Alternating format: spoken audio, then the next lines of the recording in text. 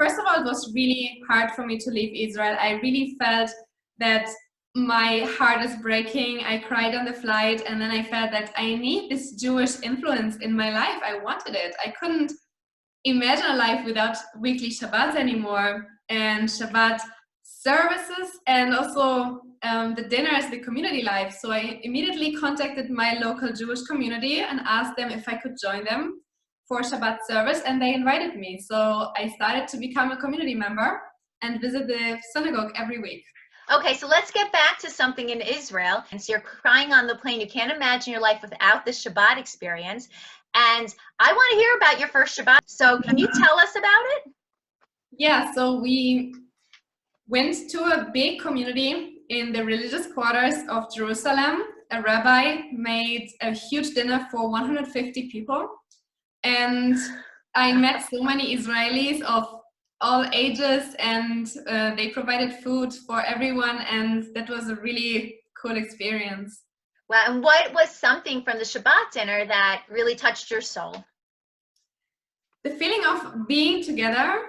And one of the friends that I made there said something really inspiring. He said, imagine that every Jew in the whole world is celebrating Shabbat right now. So every single Jew is on the Shabbat table now and appreciating and sanctifying the Shabbat. And this was mind-blowing for me. Really? Wow. That's really amazing. So you spent your first week in Jerusalem where you had this incredible Shabbat experience, and then you traveled throughout the rest of the country. Where did you spend your Shabbats for the next 2 weeks? Because you were in Israel for 3 weeks, correct? Yeah, exactly. And I actually came back to Jerusalem because I really wanted to have that experience again. Oh, wow. And then I went to spend Shabbat in that community again. Both times? Yeah. Wow. That's amazing. Because traveling and exploring the country is fun, but I really wanted to have that spiritual experience again. It became so important and so special for me that I thought I really want to change my plans and come back to Jerusalem on Shabbat. And you did. So I just want to ask you something about the food, the Friday night Shabbat food. Anything that you really love that you can tell us that you never had before? I really enjoyed gefilte fish. I couldn't figure out what it is that night, but yeah, I loved it.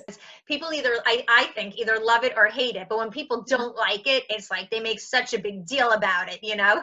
And did you have it with the horseradish on top? Okay. You did. You like it with the horseradish? No. No, you don't. Just plain. Yes. Okay. So now you have this incredible Israeli vacation, incredible experience with Shabbat. And now you weren't living in Germany at the time, although you were living in Spain? Mm-hmm, exactly. So you returned to Spain and you joined a Jewish community. You said that welcomed you. Can you tell us a bit about that experience? Yeah.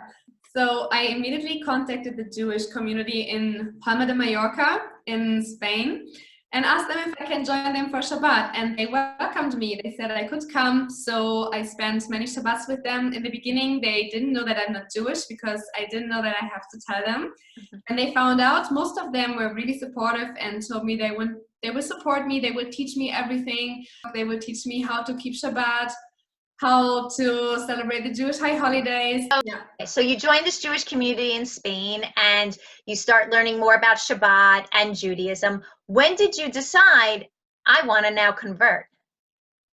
It was after a few weeks when I realized that I really, really want to be in Israel, because Jewish life in Spain means that you have to be really proactive to be Jewish or to have any Judaism in your life. And I felt that this is not enough for me. I want to be in Israel. And I want to have Jewish people around me every day, not just on Friday evening. And I want to have many opportunities to celebrate Shabbat or to just have Jewish life around me and Jewish friends. And then I immediately started to